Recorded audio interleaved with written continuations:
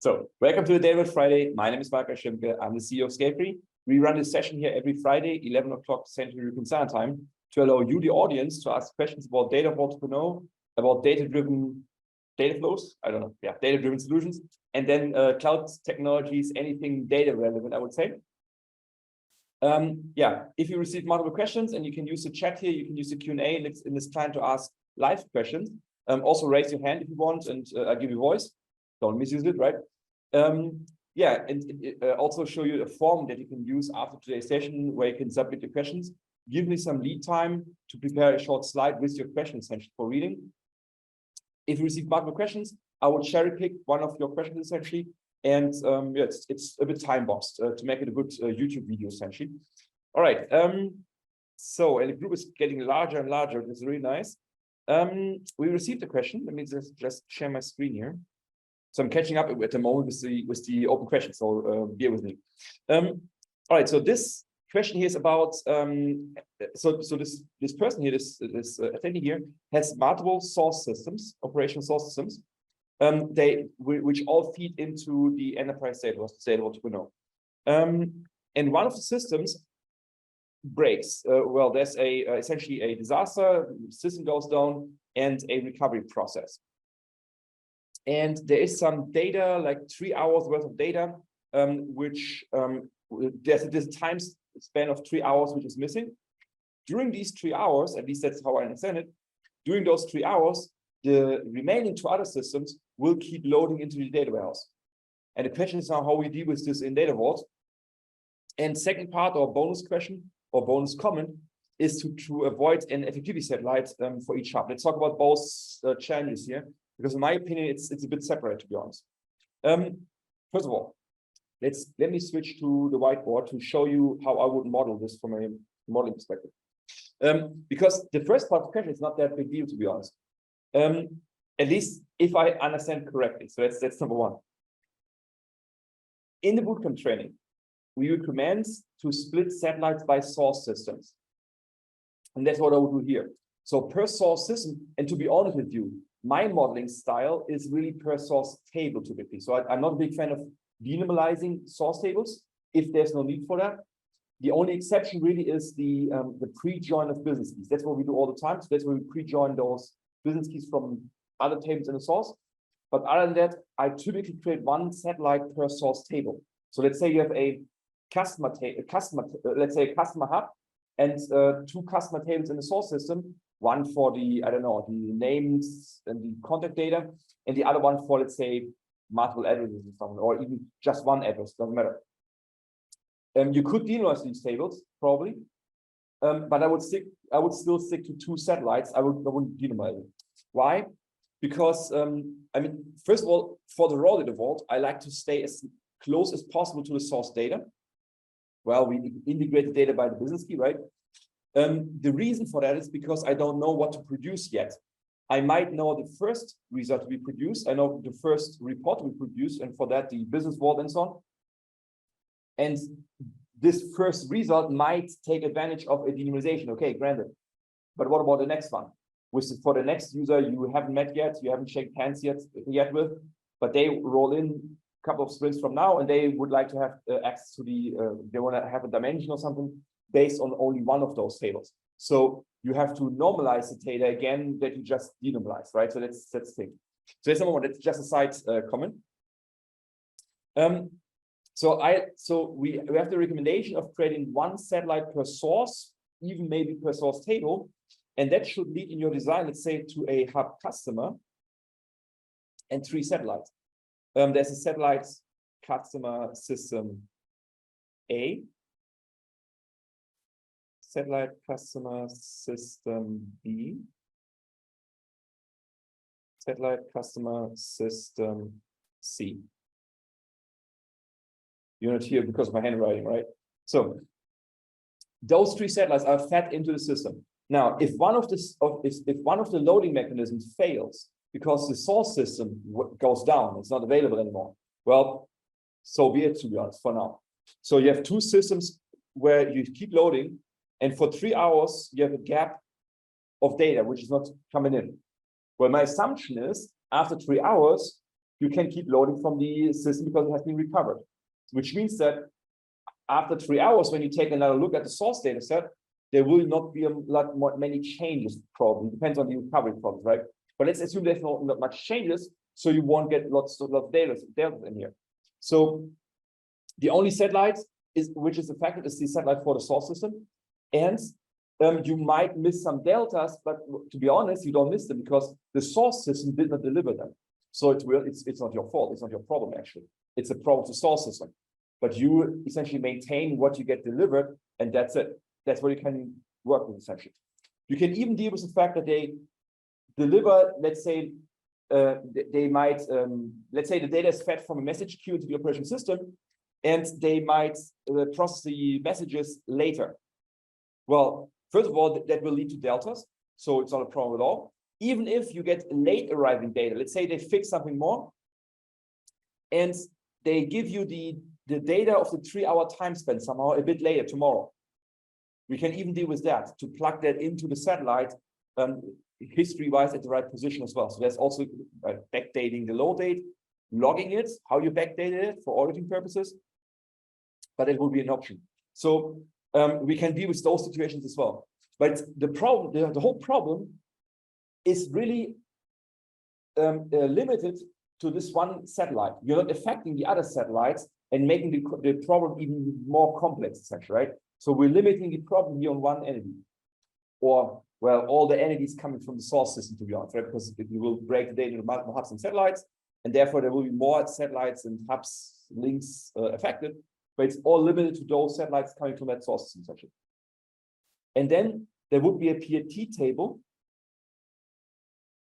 where we align those satellites, because the problem is all these satellites, all the source systems will deliver data at their own pace. Whenever they have data, they will send it to you, and maybe at different delivery mechanisms. Some systems will deliver you data in batches, some in CDC, some in real time, and so on. All this data arrives on the satellites, and the PRT table's purpose is to align the deltas from the different satellites to the same timeline. And that's the information delivery timeline, the snapshot date time set. That's the purpose of split data. And what you do is you just put them all on the same, you put them all equal essentially. So they're all in parallel in the pit table essentially. Just like how you would integrate multiple satellites in the pit table. And let's say there's a leading system here. So you apply the leading system mechanism just on top of the pit table afterwards.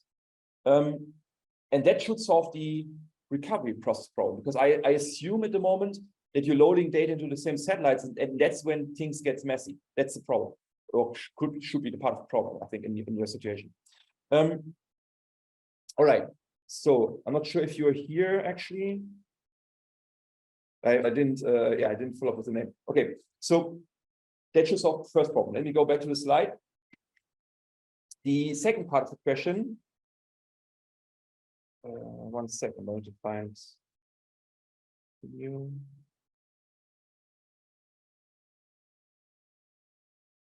The second part of the problem, I'm trying to avoid an effectivity satellite for each hub. So to be honest, I don't believe that you can avoid it, but it's separate from this problem here, to be honest. So the effectivity satellite is essentially to capture business timelines, valid from valid 2 dates, for example, but also deletion timelines, like the deletion date timestamp. When did you recognize a hard delete of the record in the source system? And if you have deleted records in the source system or deleted relationships, I assume that for every source system, for every hub, you would have a effectivity satellite, to be honest. And we see that in reviews, when we do data vault reviews, we see it often that in some models, in some projects, they don't have any effectivity satellites, and that's odd. Having no effectivity satellites is a problem, because then you assume that your business relationships can never change. A corporate car cannot be assigned to the next employee, or the employee will never get another corporate car, essentially, even if it's wrapped, whatever. You cannot assign phone numbers to the next employees, and so on, because business relationships cannot change if you have no effectivity satellites. The effectivity satellite captures from when to when a relationship was valid. And these timelines typically come from source systems, or you detect a change because the old relationship is not existing anymore in the source system. Either it has been deleted, or update it, right? So when you change the foreign key from, let's say, from the employee to the phone number or the other way around, when you change the foreign key by updating it to the next employee or to the next phone number, well, then the old relationship doesn't exist anymore. Looks like a hard delete to me, right? So, and that's when we detect a hard delete or a change record and insert a delta into the effectivity satellite and setting the deleted date timestamp to the current load date timestamp, marking that record as deleted. That's a soft delete in the database, right? So, and most business relationships can change over time. That's why I assume that you should have a effectivity satellite on links, on many links, most links, typically not on those dependent child links or non-historized links. And then for master data, customers, products, and so on, questions again, can you delete customer records in your source system? In many cases, you can. And if they actually do, but you don't, I mean, there's customers who don't care. They just don't care for deleted customer records, for example, because argument is you won't have an effect on the report anyway, because they just show a list of all the existing customers at all times, right? But if you do care, and many clients do care, then the hub will not tell us that a customer number doesn't exist anymore. So the hard delete of the customer record in the source system must be captured by an effectivity satellite again with a deleted date timestamp. And if you have multiple source systems delivering your customers, you have to do this for every source system independently from each other. Because later in the business world, you need to make a decision. When do you consider a customer being deleted? And that's much more complicated than that we can discuss this here, because it depends on the users.